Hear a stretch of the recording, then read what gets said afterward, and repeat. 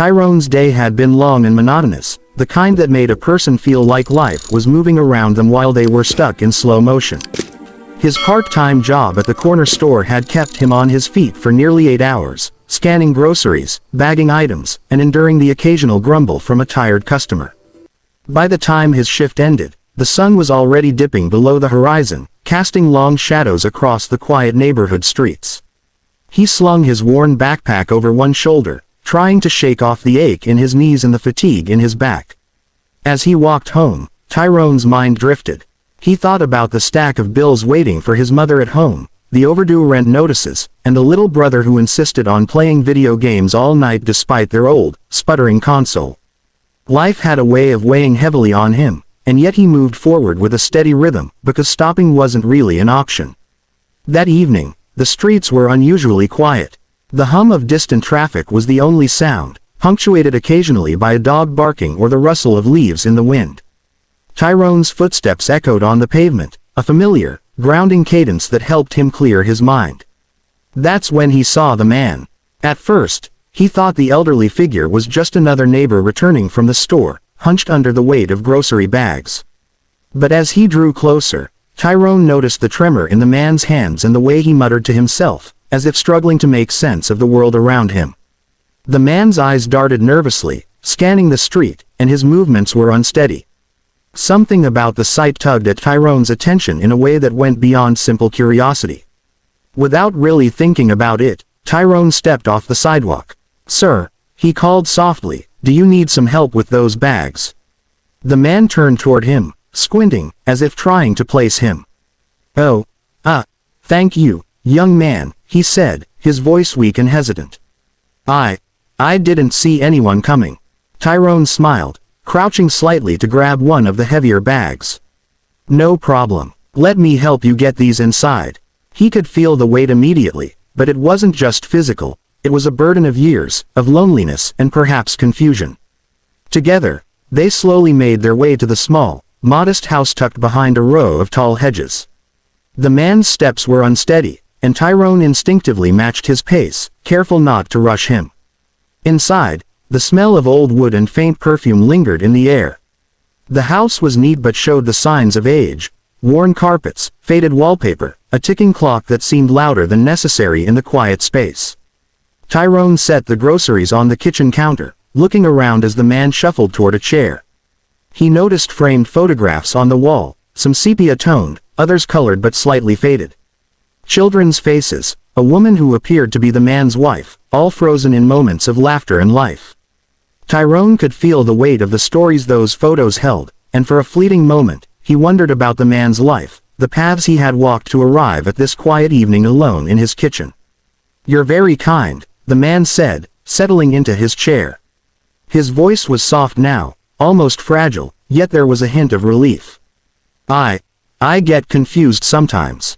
Days blur together. It's difficult." He hesitated, then added, "It's nice to meet someone willing to help without asking for anything in return." Tyrone shrugged, brushing back his hair with a tired hand. "Everyone needs a hand sometimes," he said simply. "We all have those days where it's hard to manage." He realized he had said more than he intended, but the words felt right, almost like they were meant to bridge the gap between two strangers, one young and full of energy, the other old and weighed down by memory and time. The man smiled faintly, a small, tentative curve of the lips. "You remind me of someone I used to know," he murmured, but then his gaze drifted, unfocused. Tyrone didn't press. He understood. Some things didn't need words, especially when the moments themselves carried meaning. He lingered for a few more minutes, making sure the bags were arranged neatly, offering to help put away a few cans and packages. The man nodded, accepting the help with a quiet dignity. Finally, Tyrone stood at the door, ready to leave. He felt a sense of calm he hadn't realized he was seeking all day. The man reached out, placing a frail hand on Tyrone's arm. "Thank you," he said again, and this time the gratitude in his voice was palpable, resonating deeper than a casual "thanks" ever could. Tyrone smiled, gave a small nod, and stepped back into the fading light, feeling an odd warmth that lingered despite the cool evening air. As he walked the remaining blocks to his house, Tyrone couldn't shake the thought that this small act, seemingly insignificant, had meant something far more profound than he could yet understand. And he had no idea that by helping one man carry groceries, his life was about to take a turn he never could have imagined. Tyrone had barely settled onto the worn wooden steps of his porch, wiping the sweat from his brow and letting the quiet of the evening settle around him, when the sound of a deep engine growl cut through the stillness. At first, he thought it was just another car passing down the street, but the sound was different, deliberate, almost purposeful. He glanced down the block and froze. A sleek, black luxury car was slowly making its way toward his house, glinting in the soft glow of the streetlights. Its polished surface reflected the dim lights of the neighborhood, and Tyrone couldn't help but notice the sheer elegance of it. The car stopped in front of his house, and for a moment, Tyrone thought he might be dreaming. A man stepped out, impeccably dressed in a tailored suit that looked like it belonged in a magazine, not on the cracked pavement of his street. Tyrone squinted, trying to make sense of the situation. Hello, he called out hesitantly. The man's gaze met his, sharp and direct, yet there was a warmth in his eyes that immediately put Tyrone on edge in the most unexpected way. "Tyrone?" he asked, his voice calm but carrying a weight of authority. Tyrone's brow furrowed, confused. "Yes, that's me," he replied, standing and straightening his shoulders instinctively, unsure why this stranger seemed to know his name. "I'm the man you helped today," the stranger said, walking toward him with slow, confident steps. Tyrone's heart skipped a beat. The elderly man he had assisted earlier, the one who seemed fragile and lost at times, was now standing in front of him as a much younger, commanding version of himself. It was almost surreal. Tyrone blinked, trying to comprehend. You're, he started, but words failed him. "Yes," the man interrupted gently, with a small, knowing smile. "I am. Today, you helped me without hesitation, without asking for anything in return, and that tells me a lot about who you are." Tyrone swallowed hard, still unsure if he was dreaming or if someone had orchestrated an elaborate prank. The man gestured toward the car, inviting Tyrone to come closer. Tyrone hesitated, glancing at the street behind him as if expecting someone to jump out and yell, "Gotcha!" But no one appeared. The quiet of the neighborhood contrasted sharply with the intensity of the moment. Tyrone stepped forward cautiously, curiosity mingled with disbelief. "I run several businesses," the man continued, his tone both conversational and commanding. "I've been looking for someone reliable, someone with integrity, someone who doesn't measure kindness in returns. I need someone like you for a project I'm starting. Can we talk?" Tyrone's mind raced. A project? Him? Surely, this was a mistake. He glanced down at his hands, calloused from years of work, and then back at the man, who waited patiently, studying him with a calm intensity. Tyrone's voice came out hesitant, almost a whisper. I don't understand." "Why me?" "Because," the man said, taking a step closer, "in a world where people constantly take and exploit, someone who gives freely without expecting recognition is rare. You showed me that today." His gaze softened, almost as if he were trying to peer into Tyrone's very soul, to find the honesty that had led him to help an old man with groceries earlier. Tyrone's thoughts were a jumble of disbelief and awe. He thought about his mother, about the bills, about the endless struggle just to keep life from feeling like it was slipping through his fingers. And here was this man, this stranger, or perhaps not a stranger at all, standing in front of him, offering an opportunity that seemed impossible. He could feel his pulse quickening, each beat echoing the rising tension of the moment. The man extended his hand, not in the casual way strangers do, but in a gesture that felt like an invitation into a different world. "Come with me. Let me show you what I mean." Tyrone's fingers brushed against the warmth of the man's hand, and in that simple contact, he felt a shift, like the start of something he could neither define nor resist. Tyrone's mind flitted back to the earlier moments of the day, the trembling hands, the muttered words, the gratitude in the old man's eyes, and suddenly it all made sense.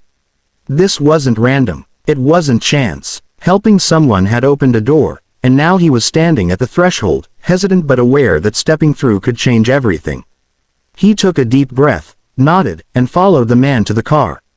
The leather seats were cool and smooth beneath his hands, and the quiet hum of the engine seemed almost reverent. As they drove away, Tyrone looked back at his neighborhood, at the streetlights and familiar houses, and a strange sense of possibility began to bloom inside him. That one act of kindness had set something extraordinary into motion, and though he didn't yet know what awaited, he felt the undeniable spark of hope, and the first glimmer of a future he had never dared to imagine. Tyrone sat in the backseat of the sleek black car, his hands resting uneasily on his knees. The leather smelled faintly of cedar and new polish, a stark contrast to the worn wooden steps of his porch where he had spent the last few quiet moments. The hum of the engine filled the silence between him and the man who had just pulled up to his home, a calm and deliberate rhythm that seemed almost ceremonial. Tyrone's mind raced, trying to make sense of what had just happened. Was this real, or was he caught in some elaborate prank he couldn't yet see the punchline of? The man glanced at him from the driver's seat, his expression unreadable but kind. "I know this is a lot to take in," he said. "It probably feels unreal, and maybe it should. But I need you to trust me for just a few minutes." Tyrone nodded, feeling the lump of disbelief in his throat. Every instinct told him to run, to jump out and return to the safety of his familiar street, but something in the man's voice held him in place. There was authority without arrogance, power without intimidation, and for reasons Tyrone couldn't name, he felt a strange, magnetic pull to stay. The car drove through the quiet streets, its tires whispering against the asphalt. Tyrone's gaze wandered to the passing lights, flickering off the buildings and trees. Memories of the earlier afternoon replayed in his mind. The trembling hands of the old man, the muttered confusion, the small, grateful smile that had flickered across his face. That moment, he realized now, had been the key that unlocked this extraordinary opportunity. He had acted without thought of reward, without questioning what might come next, and that simple integrity had set the wheels of fate in motion. After several minutes, the car pulled into a private driveway, winding through gates that opened as if recognizing the passengers. Tyrone's jaw dropped as he took in the estate that lay before him, sprawling lawns, ornate fountains, and buildings that seemed to shimmer in the evening light. He felt a mixture of awe and disbelief. This was a world he had only glimpsed through TV screens and magazines, a life that had seemed entirely separate from his own modest existence. The man turned in his seat and looked at him directly. "I'm going to be honest with you, Tyrone. What I'm about to show you isn't just a business opportunity. It's a chance to step into a different life, one where your potential isn't limited by circumstance. But I need to know you're ready, not just for work, but for responsibility, integrity, and the willingness to keep doing good simply because it's the right thing to do." Tyrone swallowed hard, his heart hammering. He wanted to speak, to say something intelligent and articulate, but his mind was too full of questions. All he could manage was a hesitant, I think so." The man smiled, a small, approving nod. "Good. That's all I need to hear for now." He led Tyrone through the grand hallways of the estate, each step echoing in the cavernous space. Art adorned the walls, paintings, sculptures, and photographs that told stories of a life filled with travel, accomplishment, and philanthropy. Tyrone felt both small and inspired, acutely aware of the world he had glimpsed, but never touched. They entered a study, lined with bookshelves that stretched from floor to ceiling. The man gestured for Tyrone to sit, and then began to explain. "Earlier today, I was testing something. I disguise myself, take on the appearance of someone ordinary, and I observe how people react. Most ignore me, some are impatient or rude. Very few, like you, act with genuine kindness. That's why I came to you tonight." Tyrone's eyes widened. You're the old man." "Yes," the man said simply, as if that explained everything. "I wanted to see who would help without expecting anything in return. And you passed the test. You showed me a quality that money cannot buy, and that is far more valuable than any resume, degree, or title." Tyrone's mind struggled to keep pace with the revelation. The very person he had helped in a moment of simple humanity was now revealing himself as a retired billionaire, a man who had amassed fortune, power, and influence beyond imagination. For a long moment, the two of them sat in silence, the weight of the truth settling around Tyrone like a warm, heavy blanket. The man continued, "I want to offer you a scholarship to a university of your choice, and an internship in my business empire. You'll be learning not just how to manage wealth, but how to create opportunities for others, how to build something that lasts beyond money or titles. But more than that, I want you to remember what brought you here, your willingness to help, to be kind, without expecting recognition. That is the foundation of everything worthwhile. Tyrone felt a lump rise in his throat, a mixture of gratitude, disbelief, and excitement. The world he had imagined from afar was no longer distant. Through a single act of compassion, he had been granted a doorway into a life that once seemed impossible. He realized that this moment was not just an opportunity, it was a lesson. Small acts, performed with sincerity and courage, could ripple outward in ways he could never have predicted. As the night wore on, Tyrone listened and learned, absorbing details about the scholarship, the internship, and the ways in which he could contribute to the man's projects. And through it all, he held on to the memory of that first, unassuming act, the helping of an elderly man with grocery bags, and understood that it had been the beginning of everything.